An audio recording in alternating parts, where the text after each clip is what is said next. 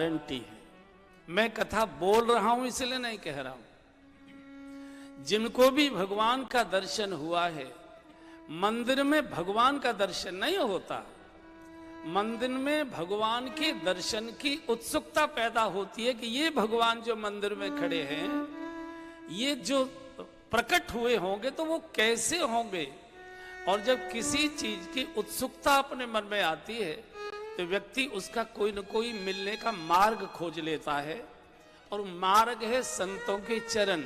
फिर किसी न किसी महापुरुष संत महात्मा के चरणों में बैठकर वो भजन की रीति सीखता है, भजन की क्रिया सीखता है, और उसी रीति और क्रिया के आधार पर फिर जीवन में भगवान का सुमिरण करता है। और क्लास में तो कई विद्यार्थी, 30-35 विद्यार्थियों की क्लास होती है, एक ही अध्यापक सबको 30 को पढ़ाते हैं।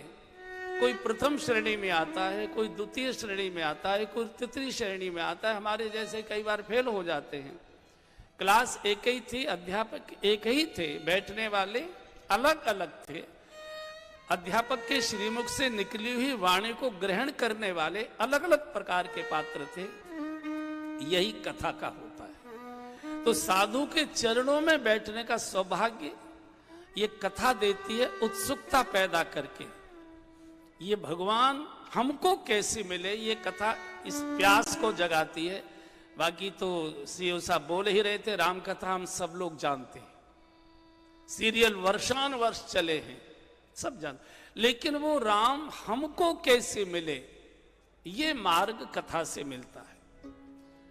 तो जिनको भी भगवान का दर्शन हुआ है, जिनको भी भगवान का दर्शन होता है, और जिनको भी भगवान का दर्शन होना है, कथा से ही हुआ है, कथा से ही होता है, और कथा से ही होगा।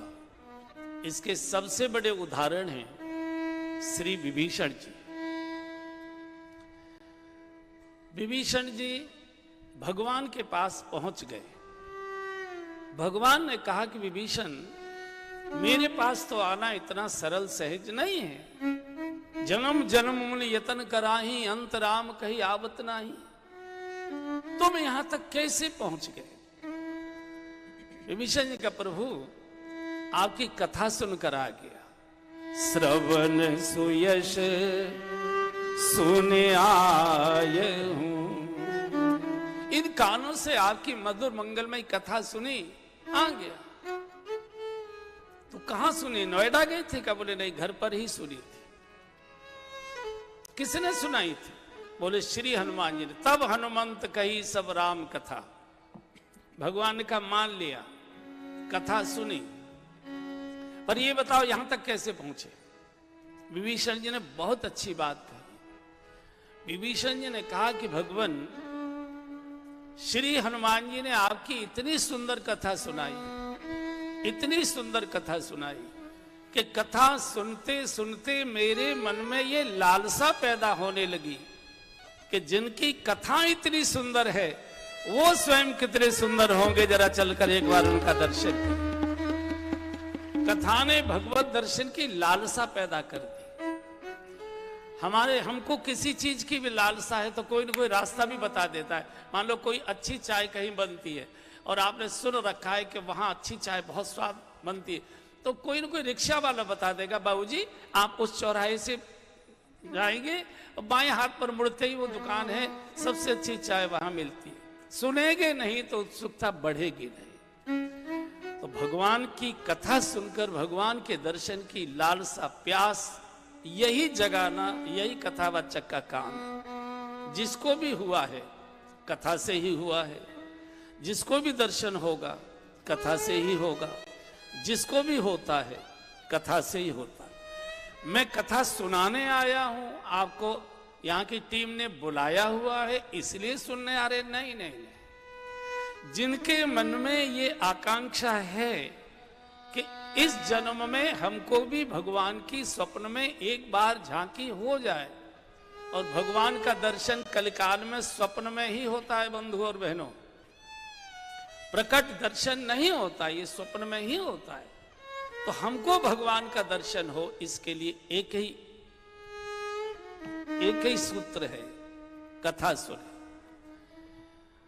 तो कथा कानों से सुने और मुख से बोलें। और ये वैज्ञानिक सिद्धांत है, जो हम कानों से सुनते हैं वही हमारे मन में बैठ जाता है, और जो मन में बैठा होता है, माथे की आंखें उसी को खोजती हैं, वही हमको दौड़ा दौड़ा कर ले जाती है। और इस कथा को जिसको हम सुन रहे हैं बैठकर, आपके लिए तो बहुत व्यवस्थाएं की गई हैं, सोफे लगाए गए हैं, कुर्सियां बिछाई गई हैं। इस नोएडा के बड़े बड़े महापुरुष महीनों से इसके लिए दौड़ धूप कर रहे हैं, जिनसे मिलने के लिए समय लेना पड़ता है, वो आपके लिए दौड़ धूप कर रहे हैं। बंधुओं, इस कथा को सारा देवलोक सुनता है। श्री हनुमान जी तो कथा के रसिक हैं। प्रभु चरित्र सुनिवे को रसिया, प्रभु चरित्र। थोड़ा ऊंचा करो भाई, ऊंचा करो, इधर देखा करो। राम लखन सीता मन बसिया, राम लखन सीता प्रभु चरित्र सुनिवे को रसिया, प्रभु चरित्र सुनिवे को रसिया, राम लखन सीता मन बसिया, राम लखन सीता मन बसिया। श्री हनुमान जी को एक ही शौक है कथा सुनने का, एक ही नशा है कथा सुनने का। और नशीले व्यक्ति का नशा पूरा कर दो, फिर उससे कुछ भी करवाइए। जहां भी कथा होती है हनुमान जी दौड़कर पहुंचते हैं। जहां जहां कीर्तन होता सिया राम का, जहां जहां कीर्तन होता सिया राम का, लगता है पहरा वहां वीर हनुमान का, लगता है पहरा वहां वीर हनुमान। फिर गाइए, जहां जहां कीर्तन होता सिया राम का, जहां जहां कीर्तन होता सिया राम का, लगता है पहरा वहां वीर हनुमान का, लगता है दया वहां वीर हनुमान का। राम जी के चरणों में हो, राम जी के चरणों में इनका ठिकाना। चम चम जय हो, छम छम नाचे देखो वीर हनुमान, छम छम नाचे देखो वीर हनुमान। कहते हैं लोग से हो, कहते हैं लोग इसे राम का दीवाना। छम छम छम छम नाचे देखो वीर हनुमान। राम राम सिया राम, राम राम सिया राम, राम राम सिया राम, राम राम सिया राम, राम सिया राम सिया राम, राम सिया राम सिया राम, राम सिया राम सिया राम, राम सिया राम सिया राम। राम की कथा राम स्वयं सुनते। एक बार नारद जी ने शिकायत की, प्रभु कोई जरूरी बात करनी हो, आपके फोन बंद रहते हैं, कोई ठौर ठिकाना नहीं, वैकुंठ जाए वहां नहीं दिखाई देते, साकेत जाए वहां नहीं दिखाई देते, गोलोक जाए वहां नहीं दिखाई देते, क्षीर सागर दौड़े वहां नहीं दिखाई देते, आप मिलते कहाँ हो? कोई मिलने का ठौर ठिकाना तो बताओ। भगवान का, नारद वैसे तो डिस्टर्ब मत करना, लेकिन बहुत जरूरी हो और बिना मिले तुझसे ना रहा जाए तो नोएडा स्टेडियम में आ जाना, कथा सुनता हुआ मिल जाऊंगा, मैं वही बैठता हूं।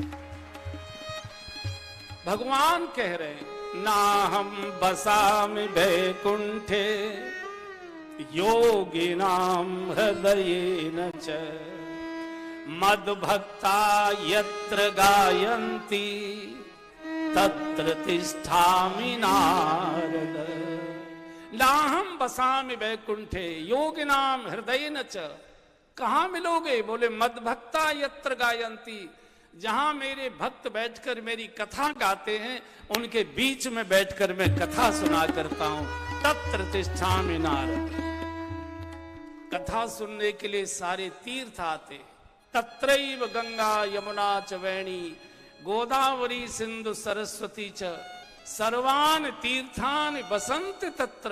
कहाँ? बोले यात्रा चितोदार कथा प्रसंग, जहां भगवान की कथा सुनाई जाती है, गाई जाती है, वहां सारे तीर्थ आकर बैठ जाते हैं। तत्रैव गंगा यमुना च वेणी गोदावरी सिंधु सरस्वती च सर्वान तीर्थान बसंति तत्र।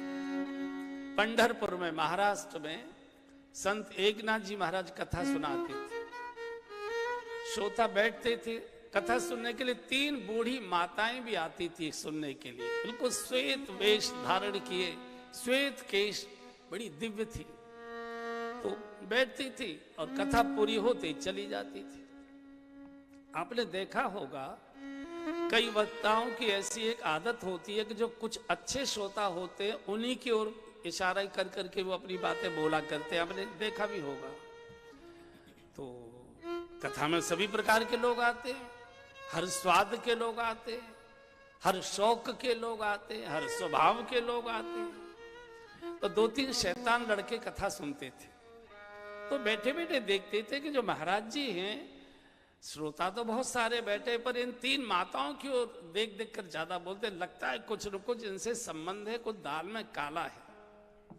पानी हमेशा नीचे की ओर गिरेगा, ऐसी मन की स्थिति भी नीचे की ओर जाने की होती है। ऊपर उठाना है तो टिल्लू पंप लगाना पड़ता है, ऐसे गिरे हुए मन को ऊपर उठाना है तो ध्यान की ऊर्जा लगानी पड़ती है। तो उन्होंने मान लिया कि जरूर इनका इनसे कुछ संबंध है, पता नहीं किस परिवार की। पता करते, कथा पूरी हुई तो तीनों माताएं जाने लगी। ये लड़के थोड़ी दूरी बनाकर के इनको ये पता न लगे कि हम इनका पीछा कर रहे हैं। चलने लगे। चलते चलते पंढरपुर से बाहर जंगल में निकल गए।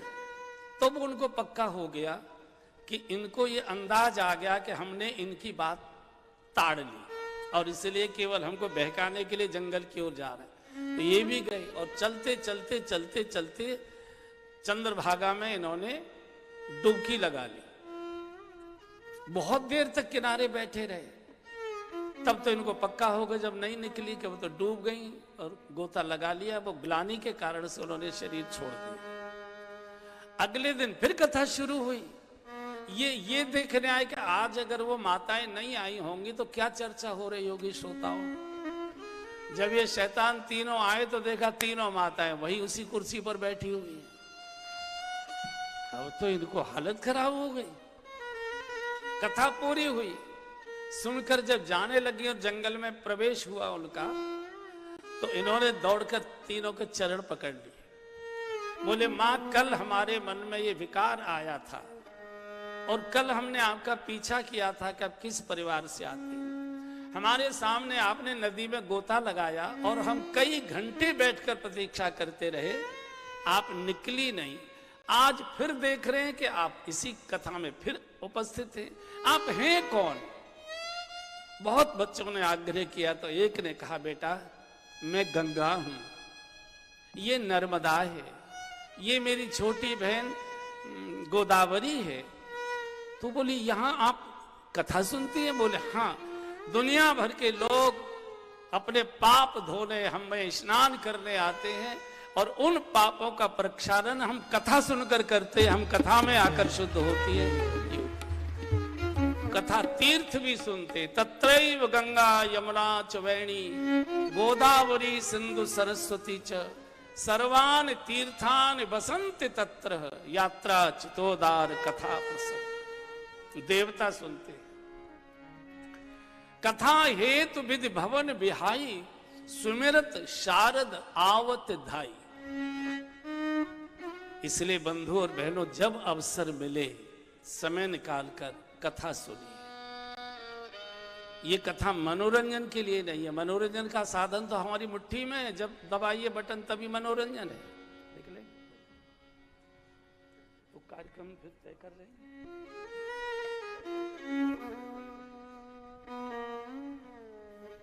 जय सर, आपके साथ तो बैठने का मन करता है।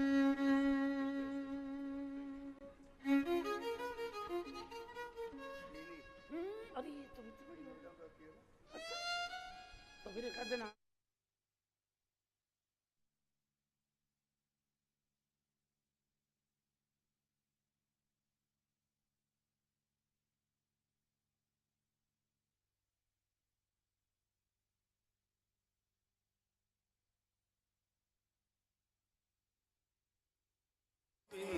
गोविंद राधे राधे राधे, गोविंद गोविंद राधे, श्री राधे राधे गोविंद गोविंद राधे। थोड़ी कुर्सी ऊंची करो अपनी। राधे गोविंद गोविंद राधे राधे राधे, गोविंद गोविंद राधे, श्री राधे राधे गोविंद गोविंद राधे राधे राधे गोविंद गोविंद राधे, श्री राधे राधे गोविंद गोविंद राधे, श्री राधे राधे गोविंद गोविंद राधे। मोक्ष की आत्माएं, परमहंस जीवन जीने वाली मोक्ष की आत्माएं ये कथा सुनते हैं, विभिन्न शरीर धारण करके वो कथा में बैठते हैं। जीवन मुक्त महामुनि जेऊ, जीवन मुक्त महामुनि जीव, जीवन मुक्त महामुनि जेऊ, जीवन मुक्त महामुनि जेऊ, हरि गुण सुनहि निरंतर तेऊ, हरि गुण सुनहि निरंतर तेऊ। जो मोक्ष की आत्माएं, अशरीरी आत्माएं जो परमहंस जीवन जी रहे हैं, वो भी कोई न कोई शरीर धारण करके कथा मंडप पे आकर बैठकर कथा श्रवण करते। जीवन मुक्त महामुनि जेऊ, हरिगुण सुनै निरंतर तेऊ। इसलिए बंधुओं, जब समय मिले कथा सुनो। कथा ही भगवत प्राप्ति का एकमेव साधन है, एकमेव, दूसरा कोई साधन नहीं है। कथा समाधि है। आप सब कुछ न कुछ भजन करते हैं और जैसे ही माला लेकर आंख बंद करते हैं, भगवान गायब हो जाते हैं। 20 साल पहले किसी ने कुछ बोला था, वो याद आने लगता है। ये समाधि का भाव है कथा श्रवण करना, और इसी कथा से भजन प्रारंभ होता है। बंधुओं, कलयुग में 2 ही भजन हैं। कानों से भगवान की बातें सुनो और मुख से, जिह्वा से भगवान का नाम गाओ, बोलो। बाकी कोई दूसरे पचड़े में फंसने की आवश्यकता। यही कलिकालन साधन दूजा, योग यज्ञ जप तप व्रत पूजा।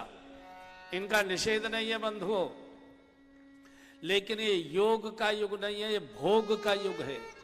और भोगी अगर योगी बनने का प्रयत्न करेगा, रोगी बन जाएगा। योग व्यायाम तो समझ में आता है पूज्य स्वामी रामदेव जी महाराज का, लेकिन योग करना, आंख बंद करिए, दुनिया में मन जन कहाँ कहाँ की बातें याद आने लगते। योग यज्ञ करना और कठिन, संस्कृत के श्लोक नहीं आते, विधि विधान नहीं आता, 3,500-4,000 रुपए किलो का घी खरीदना पड़ता है बच्चों को, रोटी चुपड़ने को तो मिल नहीं रहा है, स्वाहा स्वाहा में कहाँ से घी लाओगे? फिर समिधा और ये अगर जलाओगे तो घर के बच्चे नाराज होंगे, इतना महंगा डिस्टेम्पर कराया है पापा, ये क्या आफत ले आए। योग का युग नहीं है। योग यज्ञ जप करना और मुश्किल, जिसको नींद ना आती हो वो माला लेके जप करना शुरू कर दे, ऐसी बढ़िया नींद आएगी कि पूछो बती। अगर सोने जाइए तो भाग जाती है, और माला जपने लग जाइए तो खर्राटे आने लगते हैं। योग यज्ञ जप तप करना और कठिन है। किसी श्रेष्ठ कार्य के लिए कष्ट सहन करना, इसको तप कहते हैं, ये बस की बात नहीं। योग यज्ञ जप तप व्रत करना, अरे बाप रे। जन्माष्टमी का जैसे तैसे एक व्रत करता है, रात को 12 बजेंगे, कैसे बजेंगे बस इसी में घबराया रहता है, और कई बार तो 9 बजे सो जाता है, जब घंटे बजेंगे तब जग जाएंगे। और व्रत वाले दिन भर खाता है। मैं इसलिए कह रहा हूं कि जैसे हर मौसम के कपड़े अलग प्रकार के होते हैं, जैसे हर मौसम का भोजन अलग प्रकार का होता है, ऐसे हर मौसम का भजन भी अलग प्रकार का होता है। ये जो कलयुग का भजन है बंधु और बहनों, ये शरीर तोड़कर आसन लगाकर बैठकर करने का बिल्कुल नहीं है। और आज तो संभव ही नहीं है, कोई साधु भी भजन नहीं कर सकता। आप तो गृहस्थी हैं, आपके पास तो एक ही फोन होगा, जो ज्यादा बड़े हैं उन पर 2 होगा, साधुओं पर तो 3 रहते हैं, 3। मेरी यही, मैं कुंभ में गया हूं, मैं परसों अभी कुंभ से आया हूं 2-3 दिन पहले से। मैं देख रहा था चलो एक फोन से तो जनरल लोगों से बात हो जाएगी, दूसरे फोन से जो हमारे वीआईपी शिष्य हैं उनसे कर लेंगे, तीसरे फोन से किससे बात होती है भाई, ये बताइए। तीसरा फोन किससे बात करता है? हो सकता है देवताओं से होती हो सकता है परमात्मा से उनकी बात जनरल फोन पर ना होती हो, तीसरा फोन करते, संभव नहीं है, बहुत कठिन है।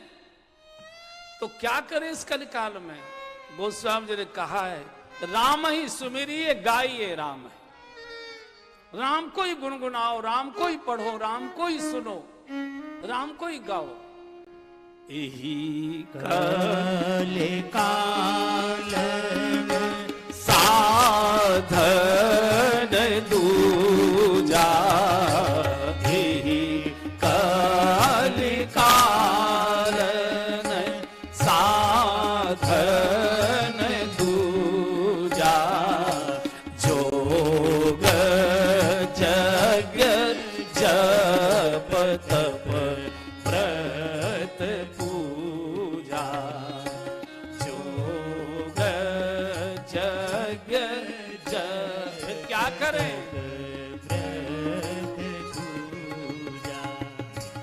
राम ही सुमिरिए गाइए राम ही, राम ही सुमिरिए गाइए राम ही, संतत सुनिए राम गुण ग्राम ही, संतत सुनिए राम गुण गाम।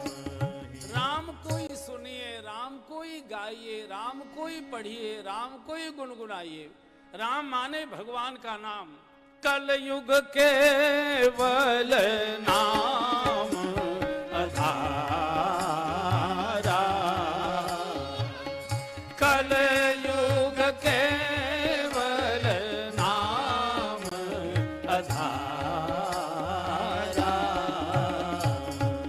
सुमेरे सुमेरे नर उतरहि पारा, सुमेरे सुमेरे नर उतरहि पारा।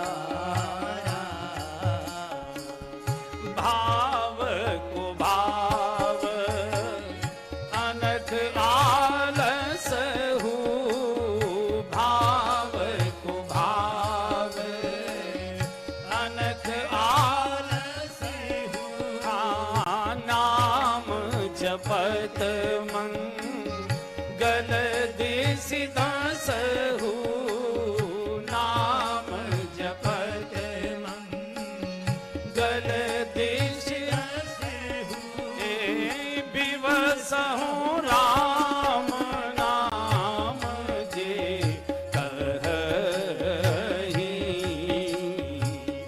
विवसहु राम नाम जे कहहि जन्म अनेक रचित अघ कहहि जन्म अनेक रचित अघ कलयुग का भजन है। उठते बैठते सोते जागते चलते फिरते नहाते धोते खाते पीते भगवान का नाम लीजिए। कलयुग केवल नाम आधारा। कई लोग कहते श्रद्धा से लोगे तो भगवान सुनेगा, वो भगवान का भी और नाम की भी महिमा ही नहीं जानते, अपमान करते। डॉक्टर औषधि देता है, ये नहीं कहता कि मंदिर में बैठकर दवाई खाओगे तभी फायदा होगी या गायत्री मंत्र बोलकर खाओगे तभी फायदा करेगी। डॉक्टर कहता है गोली एक बार पेट में चली जानी चाहिए, फायदा ही फायदा करेगी। बिजली के तार को जानबूझकर छुओगे तो भी झटका खाओगे और हाथ जोड़कर छुओगे तो भी झटका खाओगे। ये भगवान का नाम है, ये सब प्रकार से कल्याण करता है। विवशो राम नाम, राम राम के जे जमहाई जमहाई लेते में भी राम निकल गया तो भी कल्याण हो जाता है। राम राम कही जे जमहाई तिनैन पाप पुंज समहाई। पापों के ढेर उसके सामने से उठकर चले जाते हैं। और ये तो बिल्कुल नहीं, श्रद्धा नहीं। अगर औषधि को गाली देकर भी खाओगे तो भी उतना ही फायदा करेगी, तो भी उतनी फायदा करेगी। मरा मरा कहने वाला अगर ब्रह्म ऋषि हो सकता है तो हम तो सीधा नाम लेते भाई। अगर मरा मरा कहने वाला ब्रह्म ऋषि हो सकता है। पूज्य डोंगरे जी महाराज बहुत अच्छी बात कहते, वो कहते थे कि एक डिग्री कॉलेज के प्रोफेसर थे, संस्कृत के अच्छे विद्वान थे, वो संस्कृत के ही प्रोफेसर थे। तो रोजाना तो मंदिर जाने का समय नहीं मिलता था, रविवार की छुट्टी होती थी तो सवेरे जाकर मंदिर में बहुत देर पूजा पाठ करते थे। एक दिन इनका बालक भी बोले पापा पापा मैं भी चलूंगा, तो स्कूटर पर बिठा लिया। छोटा बालक था, एक 5-6 साल का, केजी वगैरह में पढ़ता होगा, तो बिठा लिया। तो वो पंडित जी तो प्रोफेसर साहब तो बैठ गए मंदिर के कोने में और अपने बड़े बड़े स्तोत्र बड़े बड़े मंत्र बड़े बोले। अब ये बालक दूसरे कोने में खड़ा हो गया और हाथ जोड़कर धीरे धीरे बोले ना, भगवान का कबूतर खा खलगोच गा गैया अड़ा खाली। तो पिताजी के कानों में इसकी बात आ गई। जब ये पूजा से निवृत्त हुए, जब चलने को था, बबलू ये तू भगवान को क्या सुना रहा था? तो बालक ने पापा मैं तो भगवान को अपनी प्रार्थना सुना रहा था। प्रार्थना? ये कैसी प्रार्थना है? तुम तो ओलम सुना रहे थे, का कबूतर खा खरगोश गा गैया अड़ा खाली। छोटा बालक कहता है पापा जब आप भगवान को प्रार्थनाएं मंत्र श्लोक सुना रहे थे ना, तो मैंने ध्यान से सुन लिया, तो मेरी समझ में आ गया स्कूल में जो मैम हमको ओलम सिखाती है वही सारी ओलम आपके मंत्रों में मैंने सुन ली। तो मैंने भगवान को अपनी पूरी ओलम सुना दी और हाथ जोड़कर धीरे से भगवान से कह दिया, भगवान ओलम आपको अपनी मैं सुनाई दे रहा हूं, अपनी मनपसंद का श्लोक आप बना लेना जैसा भी आपको अच्छा लगे। श्लोक तो तब बनाएगा ना जब आप अपने मन की ओलम उसको सुनाएंगे।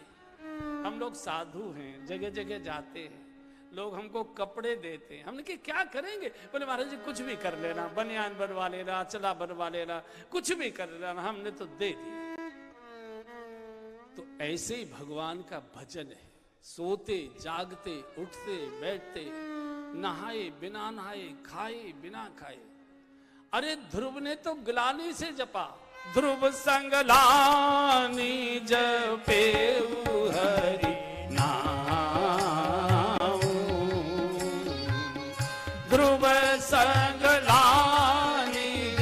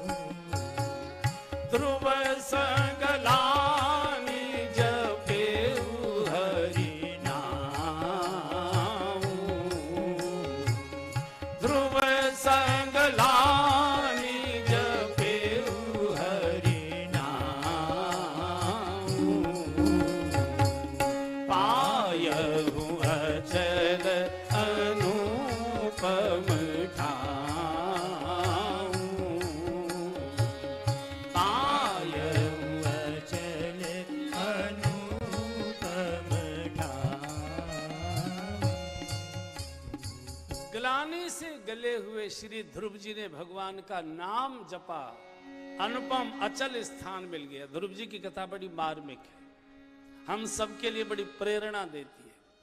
हमारे देश के प्रथम राजा हुए उत्तानपाद, सृष्टि के प्रथम प्राणी थे उत्तानपाद। उत्तानपाद कहते किसे, जिसकी बुद्धि नीचे की ओर पैर ऊपर की ओर, उसको उत्तानपाद कहते। इनके दो रानियां थी, बड़ी रानी का नाम सुनीति था, छोटी रानी का नाम सुरुचि था। और हर उत्तानपाद के दो ही रानी होंगी। सुनीति माने नीति, सुनीति माने धर्म, सुनीति माने योग, सुनीति माने सत्य, सुनीति माने मर्यादा। इसको तो राजा ने नगर के बाहर जंगल में झोपड़ी में वास दे दिया और गुजारे के लिए 1.25 सेर जौ प्रतिदिन भेजे जाते थे और 6 महीने में एक मार्किन की धोती पहनने के लिए दी जाती थी। और नीति का जीवन जीने वाले को, सुनीति को, मर्यादा को, धर्म को, शुभ को, इसको तो फूस की झोपड़ी में ही गुजारा करना पड़ेगा। महल कोठी तो सुरुचि के बनेंगे। छोटी रानी का नाम सुरुचि, सुरुचि माने भोग, वासना, विकार, वैभव, भौतिक समृद्धि, इसको सुरुचि कहते, जिनमें हमारी रुचि बढ़ी हुई है, फंसी हुई है। सुरुचि को हर एक कोई अपनी कोठी में रखना चाहेगा। दोनों रानियों के गर्भ से एक एक बालक जन्म लेता है। सुरुचि के गर्भ से उत्तम नाम का बालक पैदा होता है, उसका नाम उत्तम रखा गया। और यह भी सत्य है, भोग के गर्भ से, वासना के गर्भ से, पाप के गर्भ से उत्तम ही पैदा होगा। उसका संधि विच्छेद करी, उत्तम गहन अंधकारी, भोग के गर्भ से तो गहन अंधकार ही जन्म लेगा।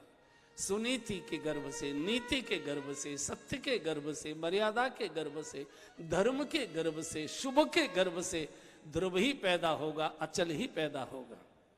एक बालक का लालन पालन राजभवन में हो रहा है, एक बालक का लालन पालन जंगल में फूस की झोपड़ी में 1.25 सेर जौ में हो रहा है। जो धोती फट जाती थी 6 महीने में, उसी में से साबित कपड़ा निकालकर ध्रुव जी का झगला बना देती थी। ध्रुव जी बचपन से बहुत समझदार थे, बहुत समझदार थे, कभी रोते नहीं थे। ध्रुव जी को यह मालूम था कि मेरी माँ बहुत दुखी और गरीबी का जीवन जी रही है। अगर मैं इसे खिलौने मांगूंगा, इससे मिठाई मांगूंगा, अच्छे वस्त्र मांगूंगा, अच्छा भोजन मांगूंगा, मेरी माँ कहाँ से ला कर देगी? माँ को कष्ट होगा। ध्रुव जी कभी माँ को कुछ कहते नहीं थे।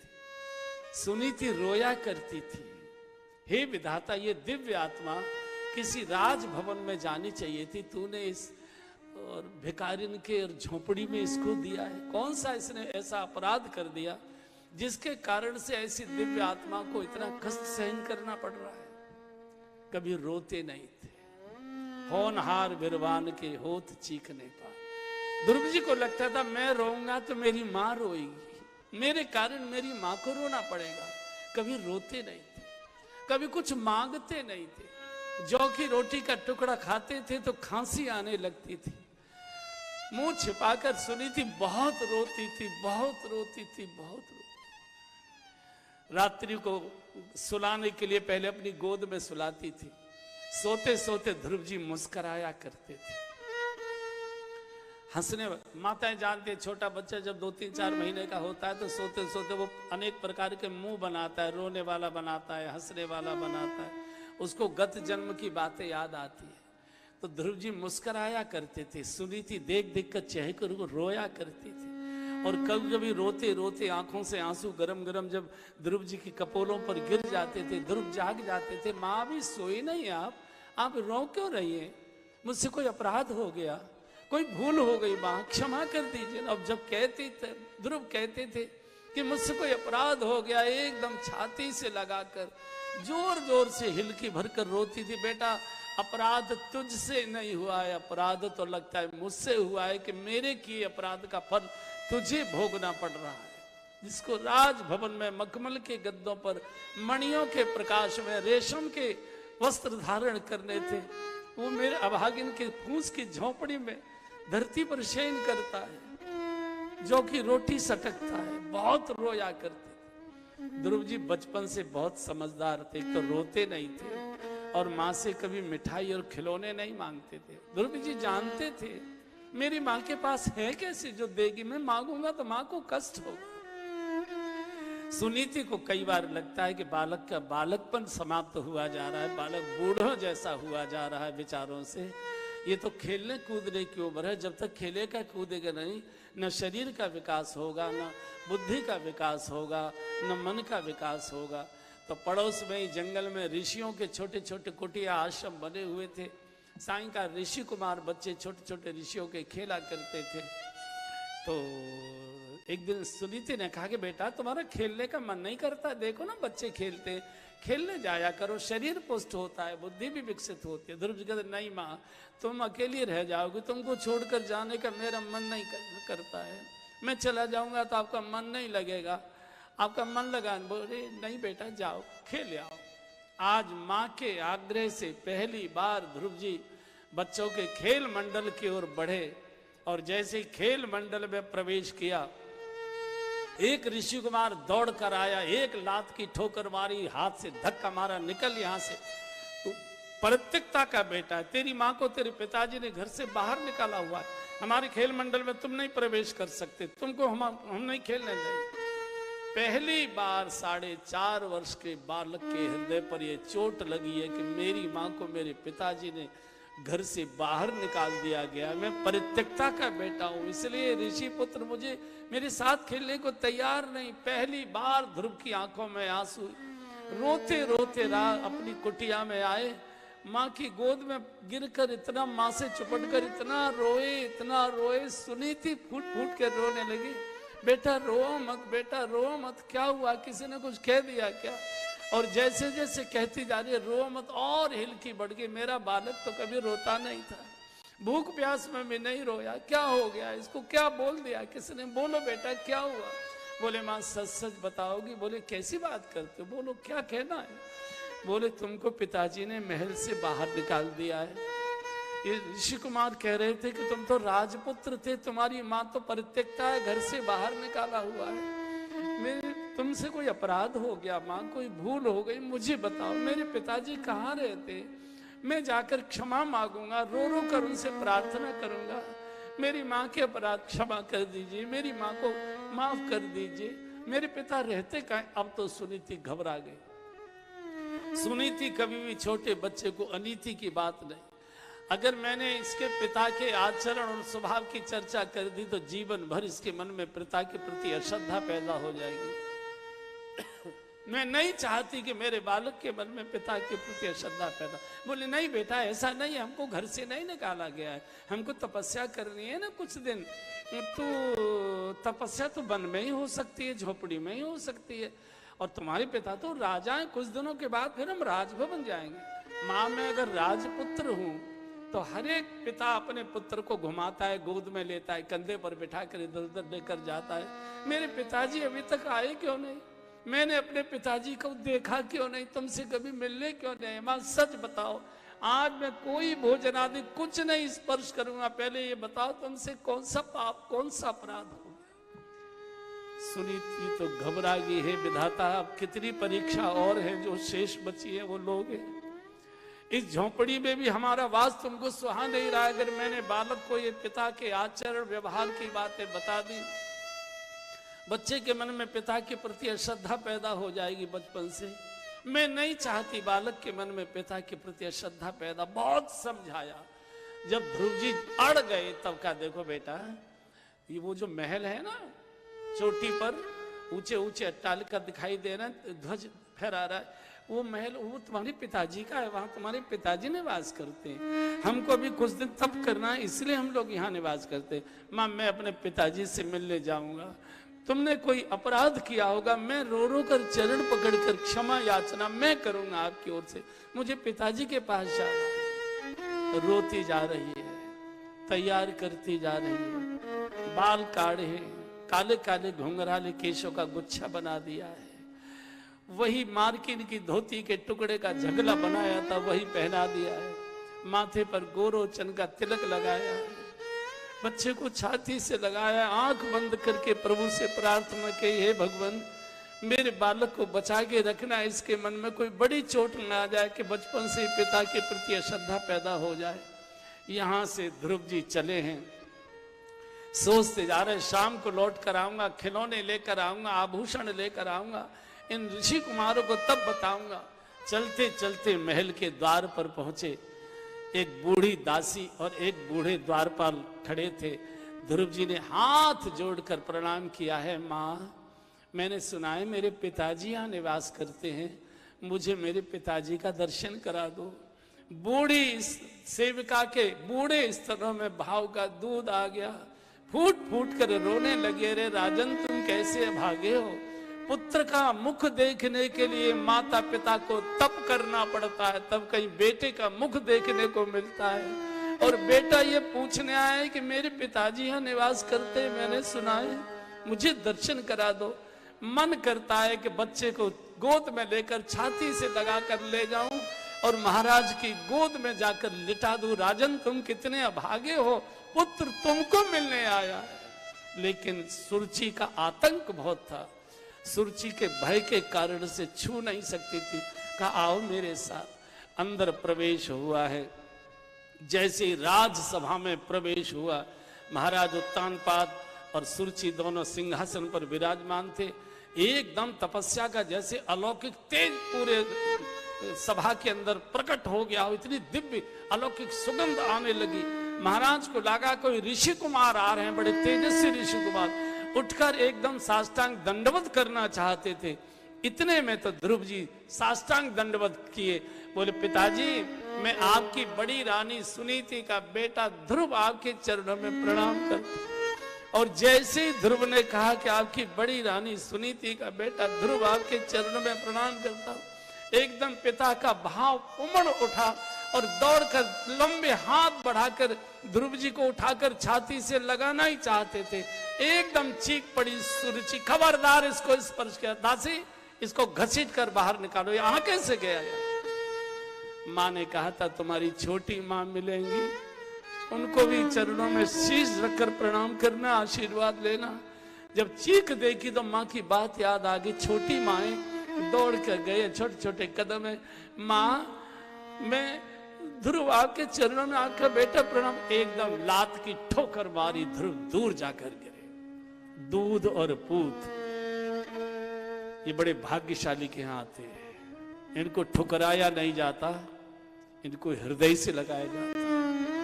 आप कल्पना करो जब सुरुचि ने चीख कर लात मारकर दासी को कहा इसको घसीट कर बाहर निकालो, उत्तानपाद एक शब्द नहीं बोल पाए। कारण क्या था? रानी के इस गलत व्यवहार का महाराज विरोध क्यों नहीं कर सके? चूंकि भोगी थे, और जो जितना भोगी होता है, जो जितना कामी होता है, जो जितना वासना में डूबा होता है, उतना ही वो स्त्री के अधीन रहता है। उसकी आत्मा मर चुकी होती है, स्त्री की गलत बात का वो विरोध नहीं कर पाता। मुड़ मुड़ कर ध्रुव जी देखते जा रहे। महाराज ने तो अपने उत्तरीय से मुंह ढक लिया, फपक फपक कर रो रहे हैं। ये जैसे कोई लाल चेहरा हो, मुड़ मुड़ कर देकर शायद मेरी माँ को, शायद मेरे पिताजी को तरस आ जाए, शायद मेरे पिताजी को तरस आ जाए। महल के बाहर निकाल दिया। इधर कुटिया में बैठी सुनीति रो रही है, पता नहीं क्या व्यवहार होगा, मेरे छोटे बालक के हृदय पर कोई कठोर चोट ना आ जाए। इधर बैठी बैठी रो रही थी, प्रतीक्षा कर रही थी।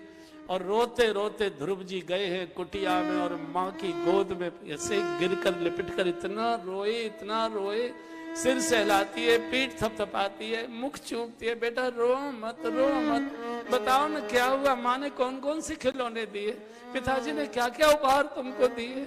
और जब ये कहा कि माँ ने क्या दिया है, पिता ने क्या दिया है, तो कहा माँ, छोटी माँ ने तो ठोकर मारी है, ठोकर दी, और बड़े पिताजी ने तो बस आंख बंद कर ली, कुछ नहीं, दुत्कार और फटकार मिली। माँ कोई बात नहीं, माँ की फटकार दुत्कार कोई बात नहीं, आशीर्वाद होता है, मेरे साथ फिर चलो, मैं फिर रो रो कर आपके लिए क्षमा याचना करूंगा। तो जब बहुत जिद की, तब सुनीति ने कहा बेटा ऐसी गोद में बैठने का क्यों जिद करते हो जहां कोई धक्का मारकर बाहर निकाले। ऐसी गोद में बैठो ना जहां कोई धक्का मारने वाला पहुंचे ही नहीं सके, ऐसी गोद में बैठो। तो ध्रुव जी ने पूछा, माँ वो गोद किसकी है, कहाँ है? बोले भगवान नारायण की वो गोद है जहां कोई धक्का मारने वाला पहुंचे नहीं पाएगा, तो मुझे नारायण की गोद में बिठाइए। 5 वर्ष के बालक को माँ आज साधु का वेश धारण करा रही है, काले काले घुंघराले केशों का जूड़ा बना दिया, गोरोचन का तिलक लगाया, झगला पहनाया है, बार बार छाती से लगाती है, मुख चूमती है, सिर सूंघती है। आज पहली बार आंखों से बालक ओझल होगा। वन में सिंह है, चीते हैं, नाग हैं, अजगर हैं, राक्षस है, चिंगाड़ेंगे, मदमस्त हाथी है। मेरे बच्चे को कौन धैर्य देगा? भूखा प्यासा बच्चा, इसको कैसे कौन खिलाएगा? लेकिन चूंकि सुनीति है, चाहती है कि बेटे को भगवान मिले, भोग की ओर से मुड़े, भगवान की ओर बढ़े। माँ को प्रणाम किया है, छाती से लगाया, कुछ नहीं बोली, केवल इतना कहा, बेटा प्रभु तेरे ऊपर कृपा करेंगे। छोटे छोटे कदमों से वन में प्रवेश कर गए। जब तक ध्रुव जी दिखाई देते रहे, द्वार पर खड़ी खड़ी रोती रही, दिखाई देना बंद हो गए। कुटिया में आकर इतना रोती है। सवासिर जो प्रतिदिन राज भवन से आते थे, पक्षियों को डाल देती है। मेरा भूखा प्यासा बालक, दुधवा बालक भूखा प्यासा घूमता होगा, मेरे मुंह में कैसे रोटी जाएगी? कुछ खाती पीती नहीं है, भगवान का सुमरण करती है। गहन वन में प्रवेश हुए तो भगवान की प्रेरणा से नारद जी आ गए। नारद जी को जब साष्टांग प्रणाम किया, अरे बालक कहाँ जा रहे हो? अंदर नहीं जाओ, बहुत भयानक सिंह हैं, हाथी चिंगाड़ रहे हैं अंदर। नहीं, बहुत भयंकर है, वहां मत जाओ।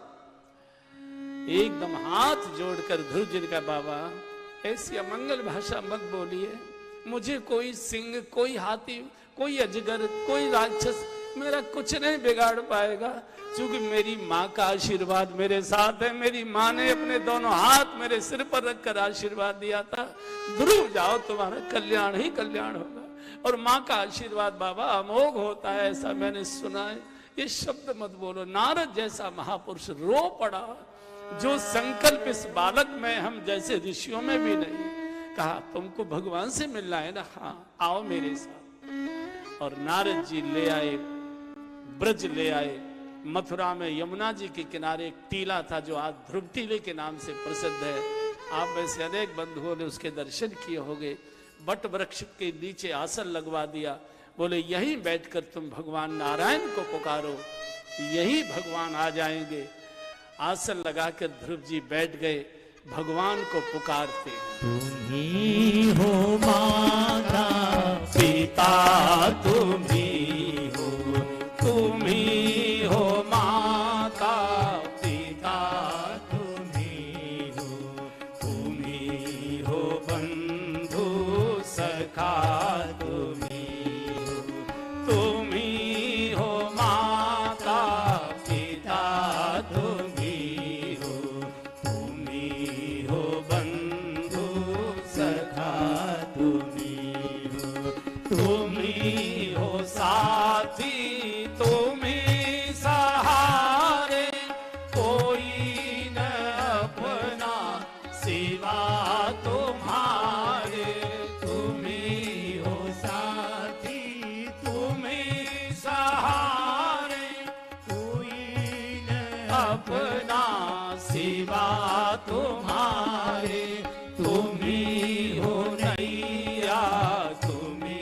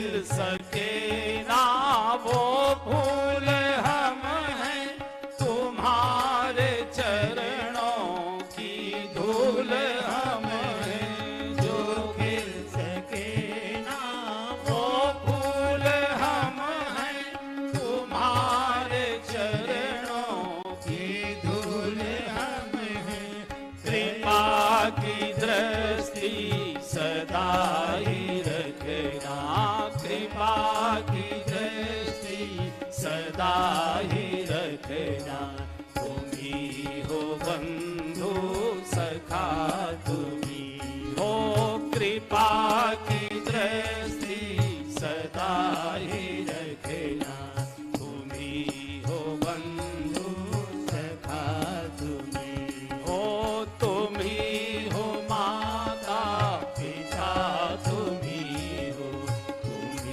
हो बंधु सखा तुम ही हो बंधु सखा तुम ही हो बंधु सखा तुम ही हो। ध्रुव जी ध्रुव टीले पर तप करते, यमुना स्नान करने जाते, यमुना रो पड़ती है, मेरे किनारे पर ये बालक भूखा प्यासा प्रभु का भजन कर रहा है और मैं माँ कही जाती हूँ, मैं इसकी कोई सेवा नहीं कर पा रही, क्या खाता पीता होगा। तो मथुरा में जो विश्राम घाट पर जो मथुरा की माताएं, गोसाई परिवारों की माताएं जो यमुना पूजन करने प्रातःकाल जाती थी, तो वो फल वगैरह चढ़ाती थी, तो यमुना जी अपनी धारा के साथ उन चढ़े हुए फलों को बहाकर लाती थी और जिस घाट पर ध्रुव जी स्नान करने आते थे उस घाट पर छोड़ जाती थी। इन्हीं फलों के सेवन से ध्रुव जी ने अपने शरीर का पालन किया। कुछ समय के बाद फलों का भी त्याग कर दिया, केवल यमुना जल का आहार करते हैं। कुछ वर्षों की तपस्या करने के बाद जल का भी आहार बंद कर दिया, केवल वायु आधार, श्वास के आधार पर, वायु सेवन के आधार पर, अनेक वर्षों के वायु सेवन के आधार को भी त्याग कर श्री ध्रुव जी ने अपनी श्वास को भी अवरुद्ध कर लिया। और जैसे ही ध्रुव जी की श्वास रुकी, सारे ब्रह्मांड की श्वास रुक गई, भगवान नारायण की श्वास रुक गई। नेत्र खोलकर भगवान ने देखा कौन है जिसने मेरी और सृष्टि की श्वास रोक दी। ध्यान में आया, ओ ध्रुव यमुना के किनारे मेरी प्रतीक्षा कर रहा है। एकदम भगवान नारायण प्रकट हुए, ध्रुव नेत्र खोलो, नेत्र खोलो, नेत्र खोलो। झपट कर भगवान ने लिया, गोद में बैठा लिया। तुम पिताजी की गोद चाहते थे ना, बैठो, परम पिता की गोद तुमको मिल गई। ध्रुव संग लानी जपे हरि नाम, ध्रुव संग लानी जपे हरि नाम, पायहु अचल अनुपम धाम, पायहु अचल अनुपम धाम। ग्लानि से गले हुए जप को भी भगवान ने मान्यता प्रदान कर दी। भाव कुभाव अनख आलस हो, नाम जपत मंगल दिस दस्यु। कैसी, एक बार